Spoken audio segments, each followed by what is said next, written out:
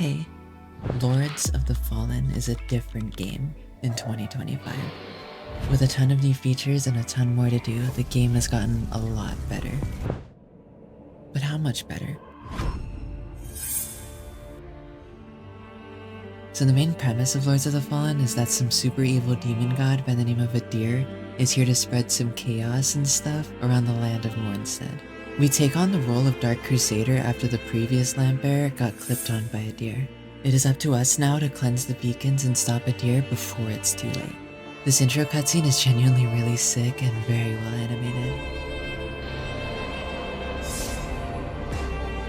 After that plays out, we get sent right into the character creator. This is one of the things that got a rework with 2.0. The characters themselves do look a lot better, but the amount of options is still a bit lacking to me. I am the type of person that loves to spend hours making my character, and there just isn't enough to do here to keep me hanging around for long. Regardless, we cook up something pretty cool and proceed into the game.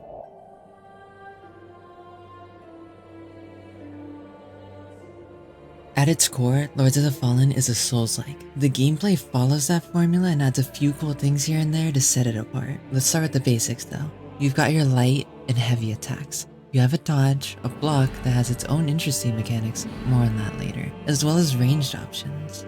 Typical to the Souls formula, you have stamina and carry weight management. You dodge too much, then you can't dodge no more. So just chill out a bit and relax your grip on that dodge button, or you'll be left defenseless. Carry weight, or equip load as you might know it, affects your movement and dodge speed based on how heavy your equipped weapons and armor are. If you try to equip too much at once, you'll be walking around looking like you just took a spooky dookie in your Gucci tracksuit. You don't want that.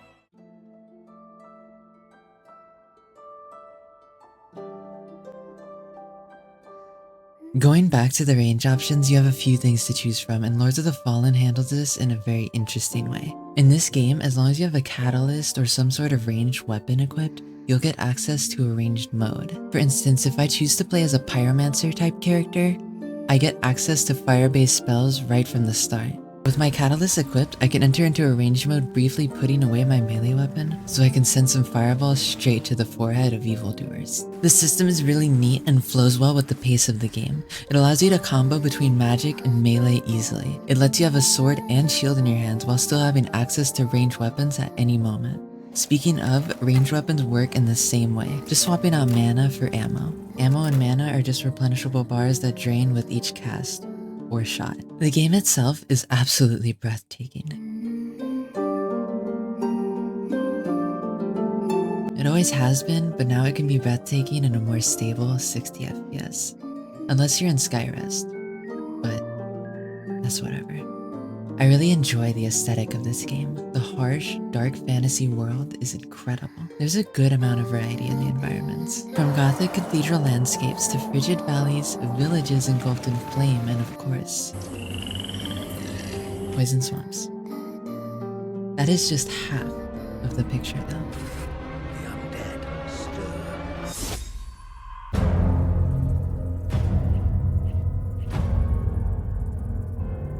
Let's talk about the other half. Umbral, a parallel world, a grim, twisted version of Axiom, the realm of the dead. In the Lords of the Fallen, there are two versions of each land to explore, Axiom and Umbral. Axiom is the normal state of the world. Umbral is its twisted counterpart. You can traverse between the two realities using the Umbral lamp. By just holding the lamp upward, you can peek into Umbral as well as interact with some of its environments. If a path looks blocked, it is always worth checking to see if the lamp can reveal hidden routes.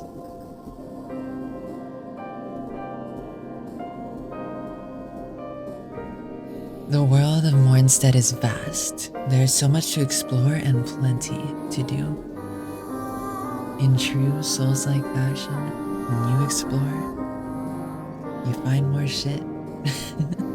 Weapons, armor, useful items, there is always something around every corner. Speaking of, there is always something around every corner. To the point where it can get a bit tedious. As fun as the game is, there have been moments where it can feel super tiresome. Especially considering that you will be running into the same enemies for most of the game.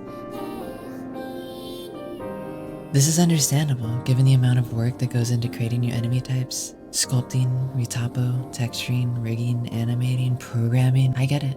Unfortunately, it doesn't change the fact that the player experience gets a bit muddied by the tedium of fighting through area after area of the same few enemies. So while I understand, it is worth ringing up as it heavily dampens some moments of the game.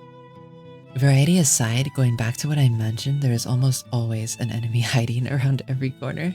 This is common in Souls-likes, however, if you use it too much, the surprise attack loses its main element. The surprise. The world is interconnected in an extremely impressive way. There are plenty of those, oh shit, how did we get back here? Moments that are just great in games like this. You can spend hours in caves and tunnels only to find yourself back at Skyrest. Speaking of, there's one more thing we need to do before we actually get to see Skyrest for the first time.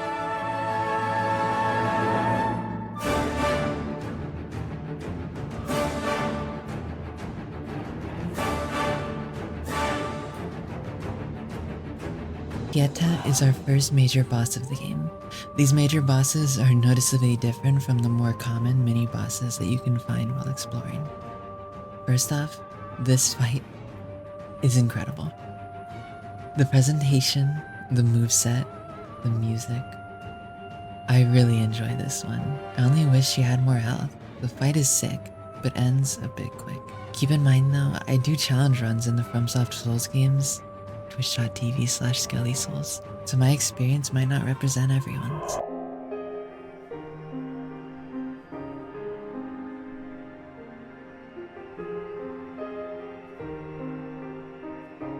This boss fight gives me the opportunity to speak a bit more about the combat in this game, and feat. A true Souls experience. Lords of the Fallen works off a sort of posture gauge system. Enemies in this game all have a posture gauge. Once drained, the enemy enters a stun state that allows you to come up and perform a grievous strike, dealing a ton of damage. There are a few different ways to get this to happen. Light attacks deal a bit of posture damage, but charging heavy attacks deals a whole lot more. You can also deal a bunch of posture damage with a well-timed block if you go like that. The idea is to rotate these until the enemy gets all dead and stuff.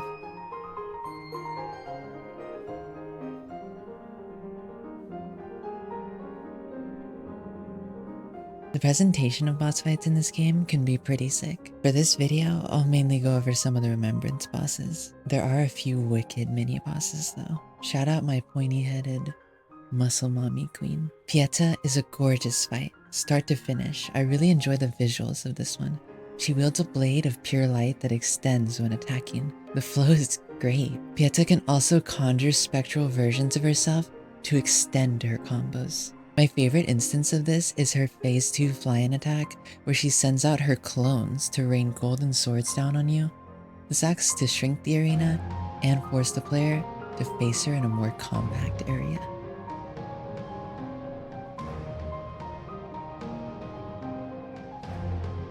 Another standout fight for me was the Congregator of Flesh. A silly little meat shark creature that you fight in this chasm full of blood and corpses. Pretty damn metal. I just really enjoy the way the Congregator flails around desperately, using any and every part of itself to attack the player. A move I really enjoy is the one where it sends this wave of decay at you, and you need to dodge towards it to avoid getting swallowed up. Speaking of, the grab attack is just awesome. It does a ton of damage, and more often than not, it will send you straight into Umbral. Right, it's time to talk about how death works in this game, considering it will happen a lot. When you die in Lords of the Fallen, you don't immediately get sent back to the lobby, questioning why you just bought a Travis Scott skin only to get 360'd by an 8-year-old. Fuck. When you die, you're given one more chance to fight. Your character is yoinked right into Umbral for one last stand. In the context of a boss fight, this is your last opportunity to take the big baddie down. Outside of a boss fight, you're still sent into Umbral, however you can restore yourself by finding these little fellas that guide you back to Axiom. When we go into Umbral, our health takes a chunk of wither damage. Wither is an effect in Lords of the Fallen that acts as a sort of temporary health. If you get hit, all of the portion of your health that is withered is deleted from existence. You also take wither damage when mistiming a block, so be careful and make sure to hit those sweet, sweet berries. You could earn back that health by attacking enemies. Each hit will restore withered health bit by bit, encouraging you to play aggressively. And if you can't handle that, there is always...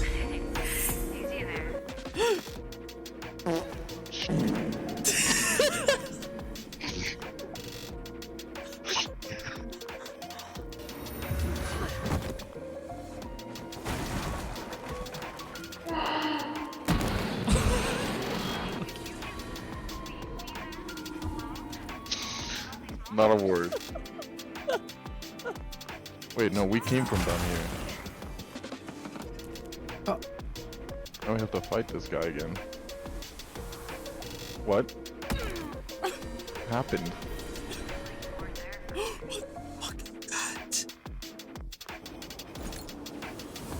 What a fucking trip that was.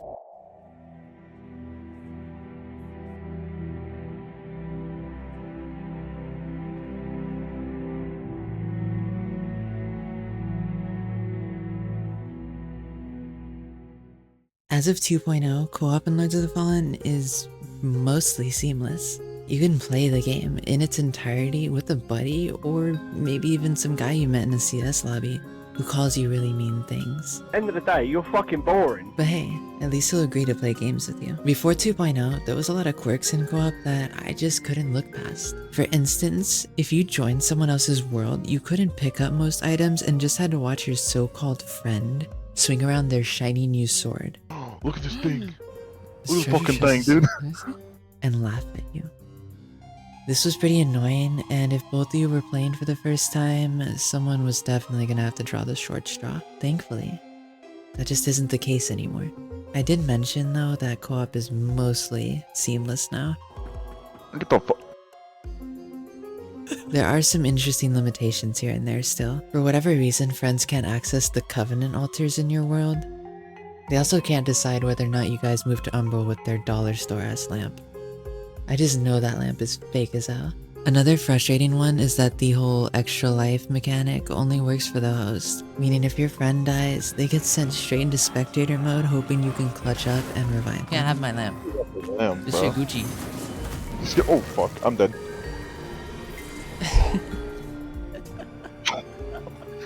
Fuck, you got the lamp. Side note, it costs 1 Estus to revive your teammate, but they spawn back with all of theirs. Partners also can't kick ladders or open those big area doors either. These limitations aren't huge, but it is a little frustrating to have to leave to go back to your own solo lobby just to see if you can afford the cool skeleton armor.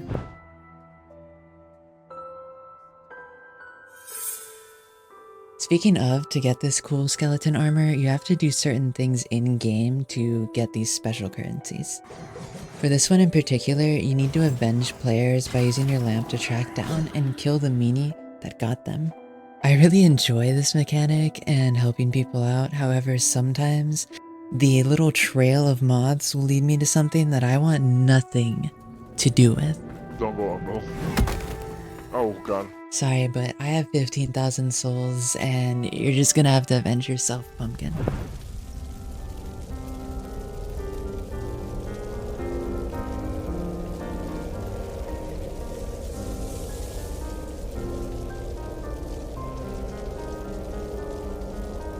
Another Covenant just has you earn medals by helping other players beat bosses in co-op. In 2.0, progress is synced between players. However, this is optional. If you want to join someone random, you don't have to let it affect your world in return. You can stick around in other players' worlds as long as you like. You can honestly just help them through the whole game in a sitting if you're nasty, unless of course, they kick you.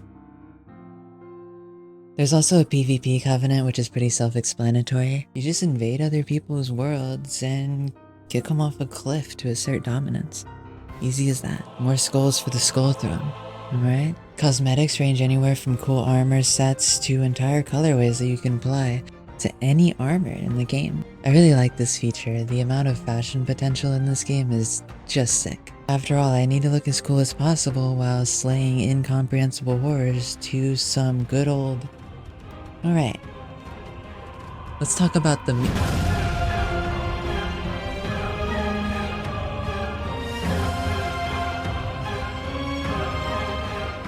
The music in Lords of the Fallen is gorgeous. It can be haunting just as much as it can be beautiful. There's a good amount of variety in the emotions conveyed.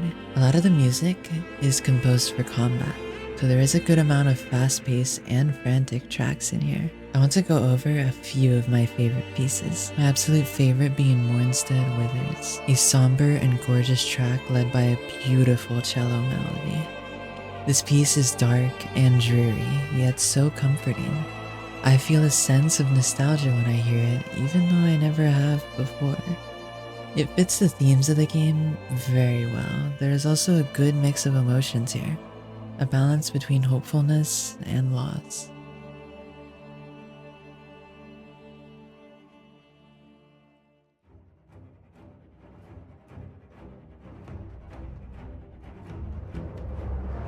Another piece worth mentioning is Maw of Faith. This is the theme for the Congregator of Flesh, also known as Big Evil Meat Shark. My favorite thing about this track is that when I listen to it, I feel reminded of kaiju in a way. The big bellowing brass and frantic strings really keep up a sense of foreboding.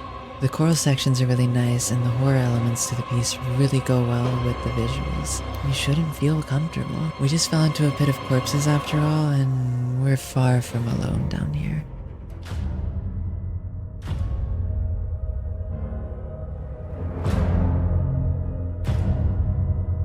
I can't talk about the music in Lords of the Fallen without Aphotic Judgement, the main theme of the game. A grand and heroic track, full of big, high-energy sections and melancholic moments of levity. The leading melody in this piece is just breathtaking.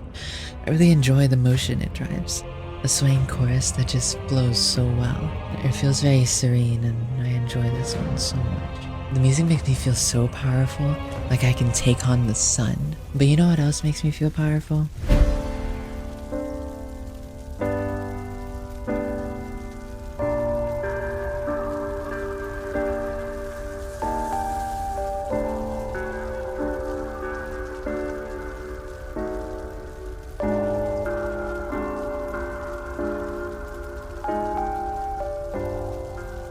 Build variety. For what is a Souls-like, dark fantasy game without big, gigantic swords and cool-ass armor, a flaming, spiked flail, or an exploding greatsword that is even bigger than a really big, sword-shaped cat? Or if you're nasty, why not both at once? Top that off with a few fireballs here and there, and we have a pretty fun build going on here. Broken Straightsword run confirmed. Keep an eye on the channel. Build variety in this game goes really deep, and there is just too much to cover in one video. For now, I'll go over some of the characters I made, the first being a pyromancer. With this pyro, I used a greatsword in one hand and a flail in the other. I use these with a combination of fire-based spells. These range from fireballs to a buff that coats both of my weapons in flames.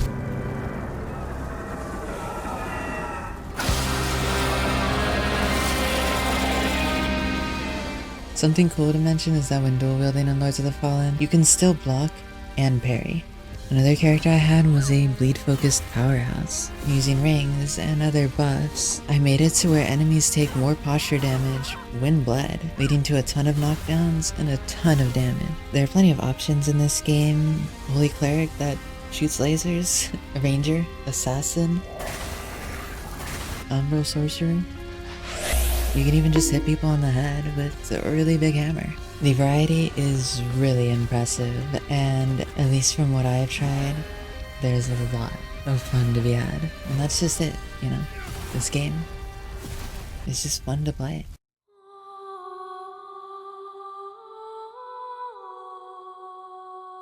Lords of the Fallen. although it has its flaws, really is a great game. There's a crazy amount of content. The world is beautiful. It feels rich and expansive. The game has a lot going well for it. There's just a few things holding it back, in my opinion. Exploration can be pretty exhausting at times. Enemies are too constant, and there are not enough moments of levity. The world should feel dangerous, but there aren't many moments where the game lets you stop and soak it all in. Mournstead is overrun by monsters, yes, but they shouldn't fill every corner. Even when the game nudges for you to listen to an Umbral memory, you're surrounded by so many enemies that in most cases, I just kept it moving. I want to feel immersed and know more about this universe that they have crafted. It just feels like the game doesn't always want me to. I've done my best to avoid comparing this game to From Software's games. I think it should be able to stand on its own, and it does. However, what they missed at times here is that pacing the player is important. There are plenty of enemies around Lordran. Dark Souls can feel frantic and chaotic at times, though it knows when to let you breathe.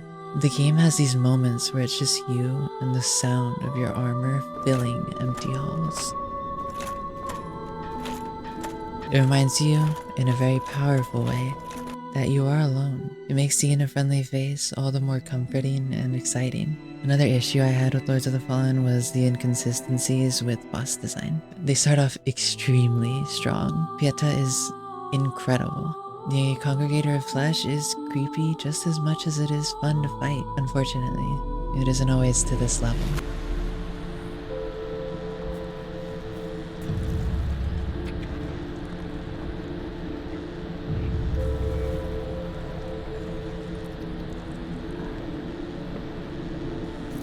The Spurned Progeny is visually stunning. I personally love the design and the presentation. The fight itself is a bit awkwardly paced though. I love the idea of it. The fight starts with you rushing down this massive creature and attacking it head on. After a certain point, the arena is flooded with lava, forcing you to climb to nearby platforms.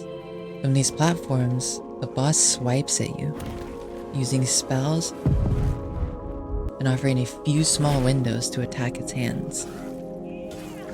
This back and forth is fun, I just wish it was a bit more back and forth. The problem is that these two phases of the fight represent the first and last half of the entire encounter.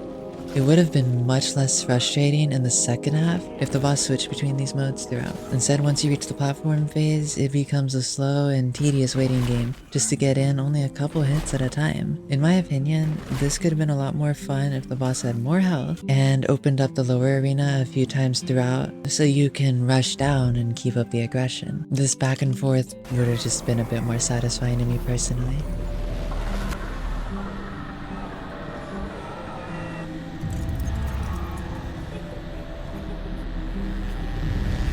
One last dishonorable mention is the Hollow Crow. Dude, I was excited for this one. The cutscene was wicked. The boss design itself was just cool as hell.